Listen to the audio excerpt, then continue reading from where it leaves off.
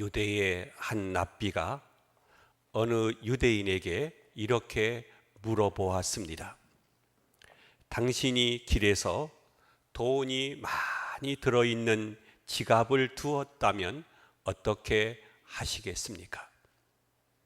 만일 여러분들이 길을 가다가 한 100만 원을 든 지갑을 주었다면 어떻게 하시겠습니까? 그 유대인이 대답했습니다. 솔직하게 말해서 저에게는 아이들도 많고 몹시도 가난해서 하나님께서 제게 주신 선물인 줄 알고 제가 가지겠습니다. 랍비가 말했습니다. 그대는 도둑이다. 다시 다른 유대인에게 당신은 돈이 많이 있는 지갑을 길에서 주었다면 어떻게 하겠소? 라고 물었습니다. 그 사람은 대답합니다. 그야 물론 즉시로 주인을 찾아주겠습니다. 랍비는 말합니다. 그대는 바보다.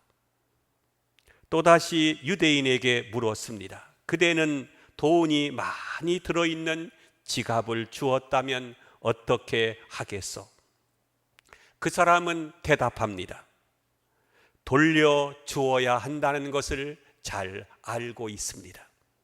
동시에 내가 얼마나 마음이 악한 사람인지도 알고 있습니다.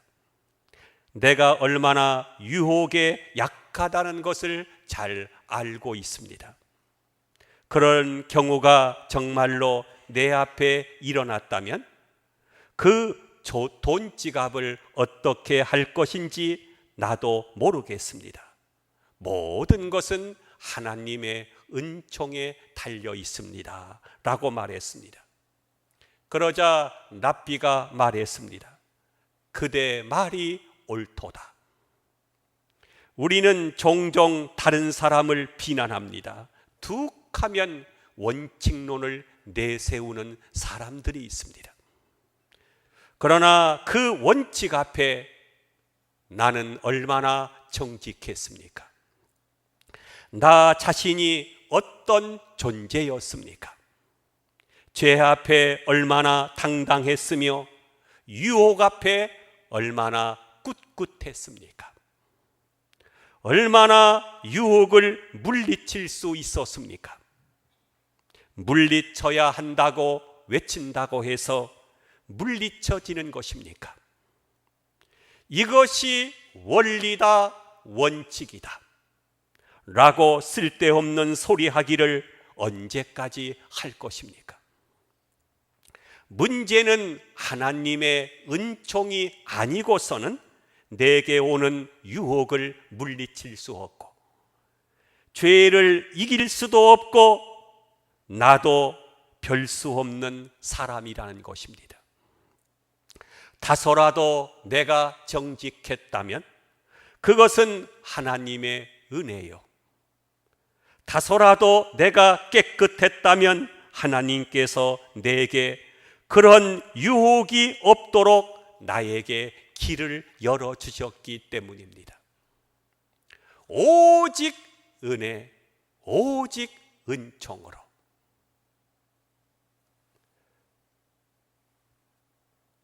하나님의 은혜가 있을 때만이 내가 모든 시험을 이길 수가 있는 것입니다. 다 같이 저를 따라합시다. 오직 은혜로, 오직 은총으로. 그렇다면 앞으로의 생도 마찬가지죠. 하나님께서 은혜 주시는 대로입니다. 그때 은혜를 두셔야만 내가 시험을 이길 수 있는 것이죠. 이것이 하나님의 사람의 겸손입니다. 오직 우리는 하나님의 은혜로 삽니다. 하나님께서 해를 뜨지 않게 하시고 공기를 걷어가셔도 우리는 이 땅에서 살 수 없는 사람들입니다. 때를 따라 주시는 하나님의 은혜가 절대적으로 필요합니다. 과거에 내가 얼마나 은혜를 깨달았든지 감격했든지 간에 그 은혜로 오늘을 살아갈 수 있는 것이 아닙니다. 지난날에 내가 어떻게 살았든지 그것은 상관없습니다. 지금 이 시간에 하나님께서 내게 은혜를 주셔야만 하루하루 믿음을 지키며 정직하게 살아갈 수가 있는 것입니다. 세상이 급변하고 있죠. 10년이면 강산도 변한다고 했는데 요즘은 하루하루가 다르게 변하고 있습니다.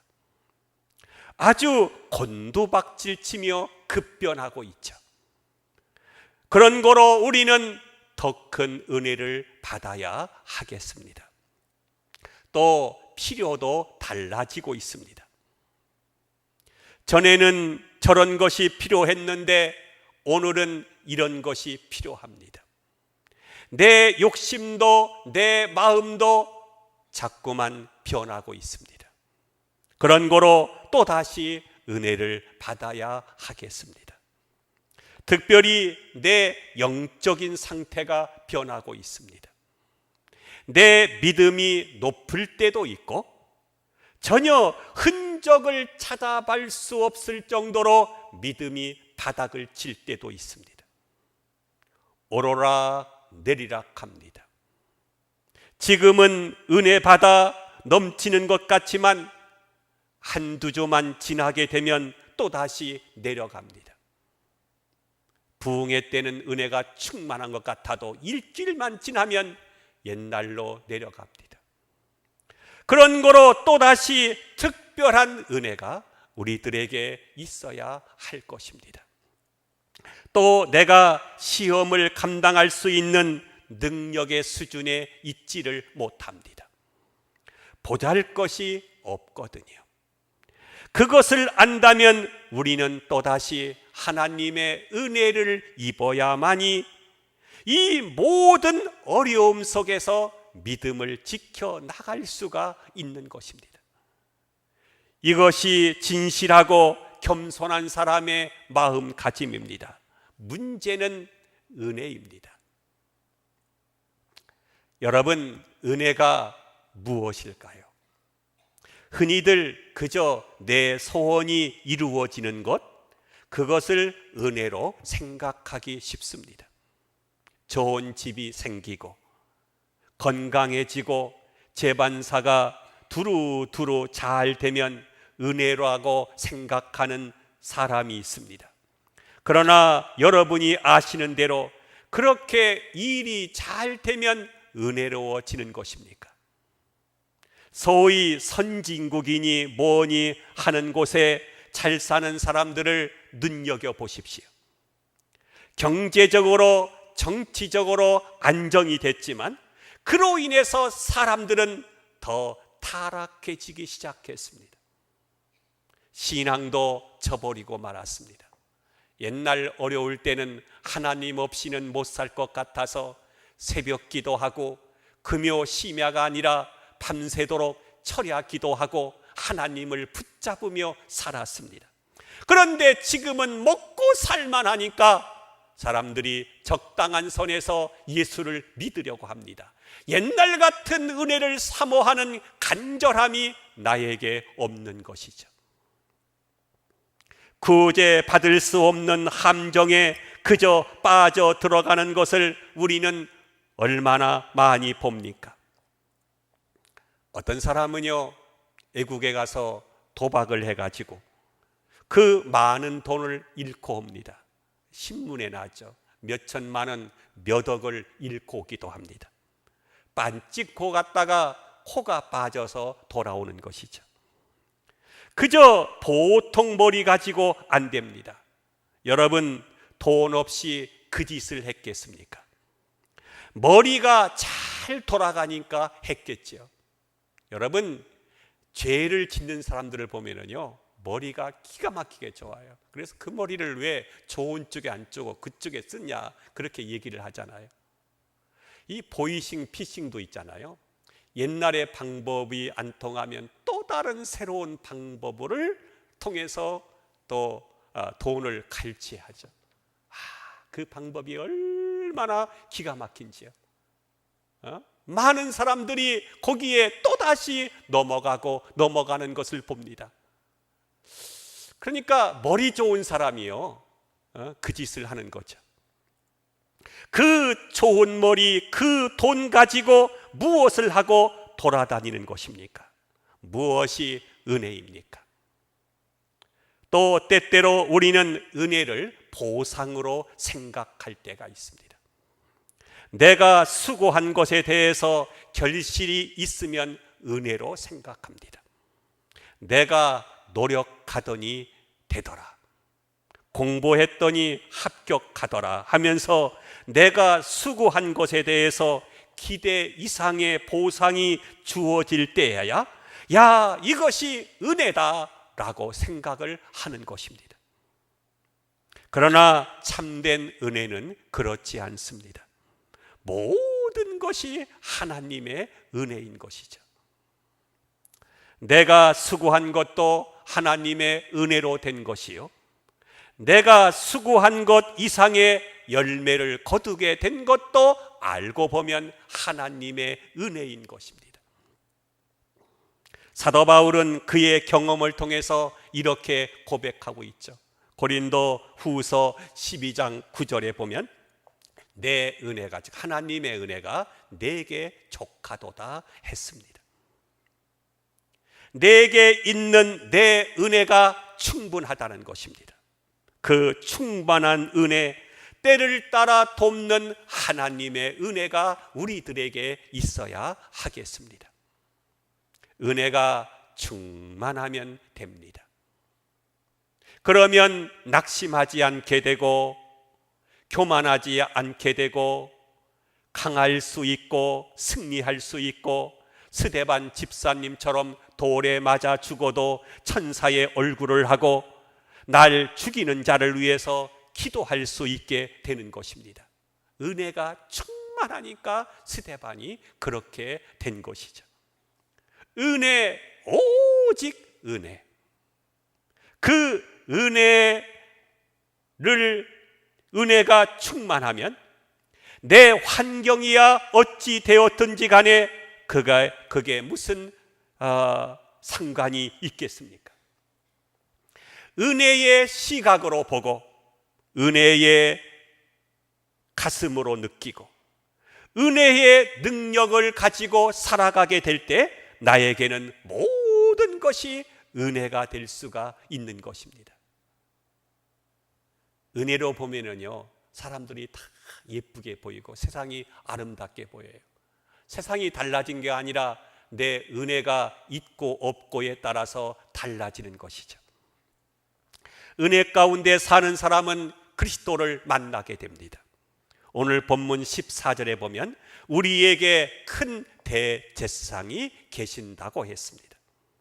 예수님은 우리들의 큰 대제사장이 되십니다. 세상에 오셔서 우리를 구원하고 병을 고치시고 봉사하시고 좋은 일을 하시고 말씀을 가르치시고 이것보다 더 이것이 중요한 것 같아도 그러나 그것은 근본적인 사역이 아닙니다. 가장 중요한 것은 예수님께서 우리를 위해서 죽으시고 하나님 우편에 계시고 영원한 큰 대제사장이 되시는 것입니다.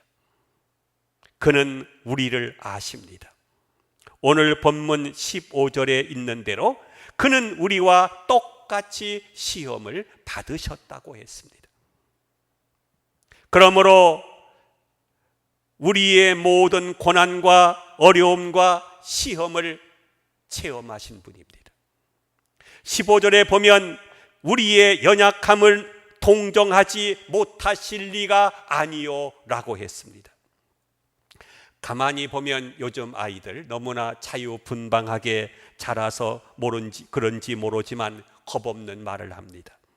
하나님 앞에 기도를 하는데 오만한 기도를 하는 것입니다. 하나님은 우리의 처지를 잘 모르실 것입니다.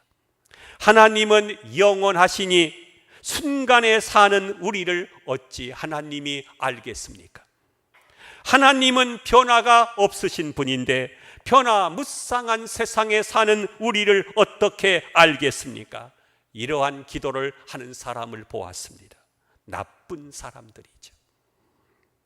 이런 사람들 말 못하게 하기 위해서 오늘 본문에 보는 대로 주님은 이 땅에 오셔서 모든 가난과 고통과 십자가를 경험하셨습니다. 몸으로 체휼하셨습니다. 다 경험하신 것이죠. 여러분, 우리가 아무리 억울한들 예수님만큼 억울하겠습니까? 아무리 고난을 당한들 욥처럼 고난을 당한다고 말할 수 있는 사람이 있겠습니까?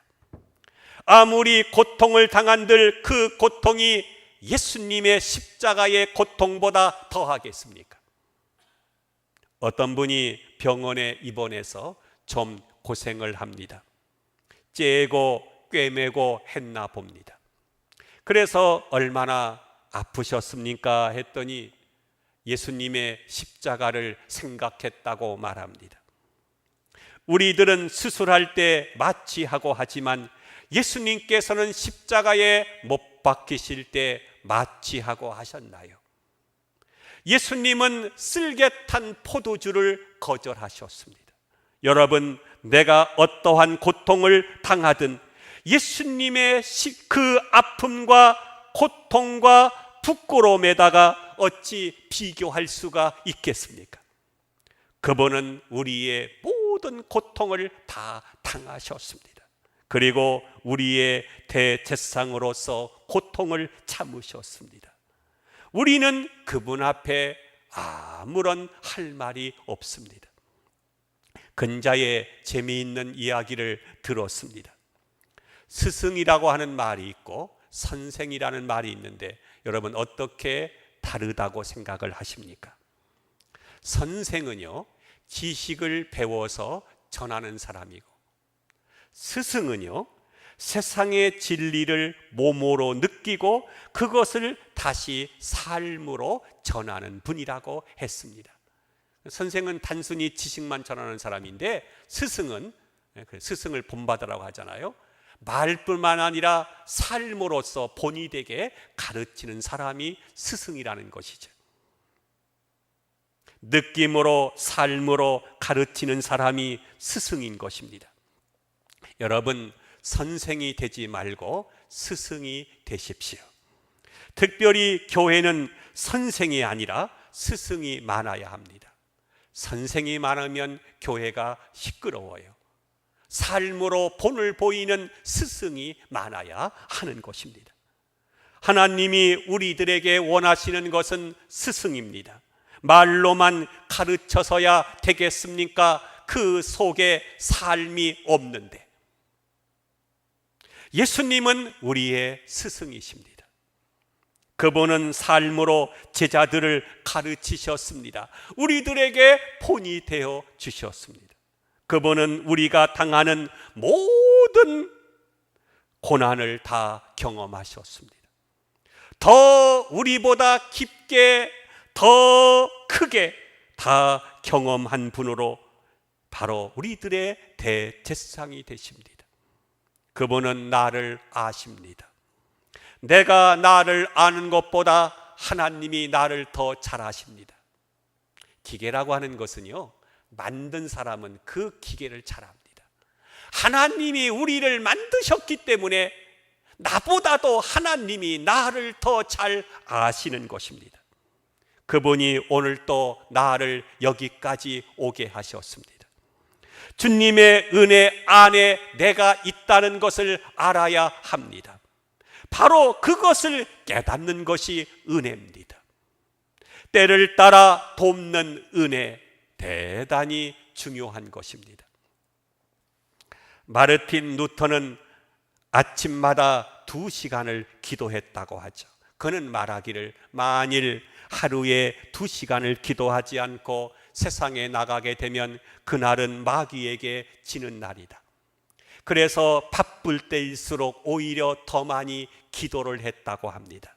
바쁘다고 시간을 줄이는 것이 아닙니다. 그럴 때일수록 더 많이 기도해야 하는 것이죠. 어려운 일이 있을수록 더 많이 기도하고 바쁠수록 더 기도해서 더 많은 은혜를 깨닫고 더 많은 은혜를 받아야만 내가 이 세상에서 바로 서고 승리할 수가 있는 것입니다. 선지자 엘리사는 그의 스승 되시는 엘리야가 승천하시고자 할 때 끝까지 따라가죠. 엘리야가 그에게 물어봅니다. 내 소원이 뭐냐? 그 중요한 시간에 엘리사가 대답합니다. 당신의 갑절의 영감을 내게 주옵소서. 왜요? 아마도 이러한 뜻이 있었다고 생각합니다. 상황이 옛날과 다릅니다. 시대가 점점 악해져 가기 때문에 더 많은 영감을 주시옵소서 합니다. 또 하나는 겸손한 마음을 가졌기 때문이죠. 당신은 능력이 많으시지만 나는 당신보다 훨씬 더 부족하고 허물이 많은 사람이니까 갑절의 영감을 받지 않고서는 사명을 감당할 수 없습니다. 그러니 내게 갑절의 영감을 주시옵소서. 이 얼마나 귀한 사모함입니까? 제가 언젠가 헌신 예배를 인도하러 갔을 때 그 교회 집사님이 이런 기도를 한 것을 기억하고 있습니다. 하나님, 오늘 오신 강사님에게 은혜를 주십시오. 엘리야의 영감을 엘리사에게 갑절이나 주신 것처럼 엘리사의 영감을 7배나 더하여 주십시오. 이러는 것입니다. 여러분, 상황이 다르고 내가 부족하기에 내가 더 많은 은혜를 받아야 이 어려운 세상을 바르게 살아갈 수가 있는 것입니다. 스코틀랜드의 신학자 로버트 레이튼이 많은 질병으로 고생을 하다가 이러한 기록을 남겼습니다. 나는 병상에 누운 뒤에 지금까지의 전 생애를 통해서 받은 것보다 더 많은 하나님의 은혜에 대해서 알고 느끼게 되었다라고 말합니다. 건강할 때보다 병들을 때 하나님의 은혜의 소중함을 알았다는 것이죠. 사도 바울은 말씀합니다. 육체의 가시, 다시 말해 사단의 사자. 이 바울에게는 참 그 어려운 그 아픔, 지병을 가지고 있었습니다. 그런데 그로 인해서 오히려 그는 더 큰 은혜를 깨닫게 됩니다. 하나님 앞에 육체의 가시를 걷어달라고 기도하죠. 근데 하나님께서는 그에게 그것을 고쳐주지 않고 뭐라고 말합니까? 내 은혜가 내게 족하도다. 이것은 내가 약한 때에 곧 강함이라 하는 말씀입니다. 약한 때에 강함이다. 역설적인 진리죠. 아니, 약하면 약해야 되는데 왜 강함이냐? 사람은요, 내가 완전하고 강하면 하나님 없이도 살 것 같아요. 그래서 기도하지 않고 말씀 사모하지 않습니다. 그럼 내가 병들거나 약해지게 되면 하나님 없이는 하루도 살 수 없을 것 같아요. 날마다 은혜를 사모하고 날마다 주님 앞에 기도하다 보니까 하나님의 능력이 내게 머물므로 오히려 내가 강할 때보다도 약할 때 하나님을 더 의지함으로 강한 사람이 될 수 있다고 하는 역설적인 진리죠. 우리나라가 6.15를 거치면서 보릿고개 시절에 얼마나 교인들이 은혜를 사모했습니까?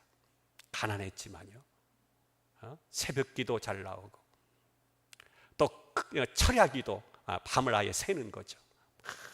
기도했어요. 그러다가 88 올림픽을 거치면서 경제가 성장하고 먹고 살만하니까 교인들이 기도를 하지 않습니다.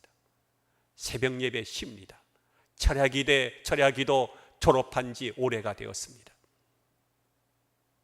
오히려 내가 어렵고 힘들 때 하나님의 은혜 없이는 살 수 없다고 생각했는데 이제 경제가 성장하고 먹고 살만하니까 하나님 없이도 살 것 같은 생각이 드는 것입니다. 오히려 내가 잘 되었을 때에 하나님의 은혜를 떠나게 되는 것이죠.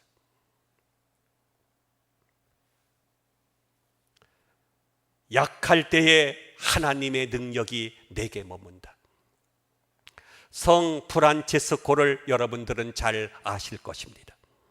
그는 본래 부유한 귀족의 아들이죠. 조금도 부족함이 없는 청년 시절을 보내게 됩니다. 그러나 갑자기 병이 들었어요. 그래서 뼈만 앙상하게 남았습니다. 이렇듯 그는 병약한 사람이었습니다. 그런데 그는 성자였습니다.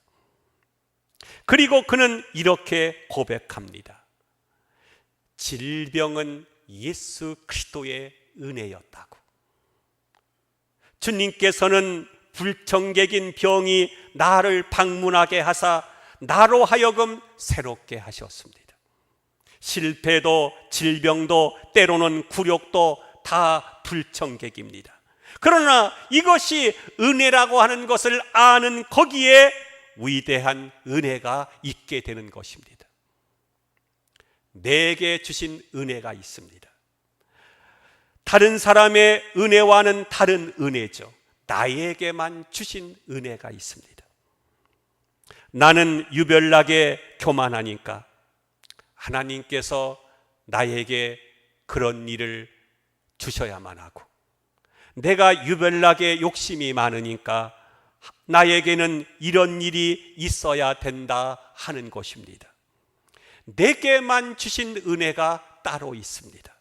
또 이때에 주신 은혜가 있습니다. 이런 때에 저런 때에 그때에 따라서 주시는 다른 은혜가 있습니다. 찬송도 그렇지 않습니까? 어떤 때는 이런 찬송이 은혜가 되고 어떤 때는 저런 찬송이 은혜가 됩니다. 이렇게 은혜가 상황에 따라서 다르게 나에게 임하는 것입니다.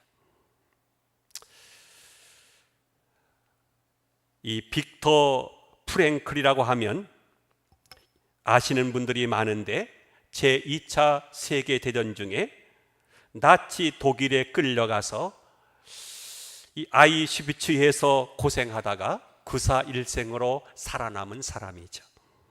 유명한 심리학자가 되었는데, 그가 유대 사람들이 끌려가 가스실에 들어가는 시간을 기다리고 있거나 병들어 죽어가는 많은 사람들이 죽음의 시간을 기다리고 있는 비참한 그곳에 그가 있었습니다. 그러나 그는 체포될 때 갈려진 아내를 생각했습니다.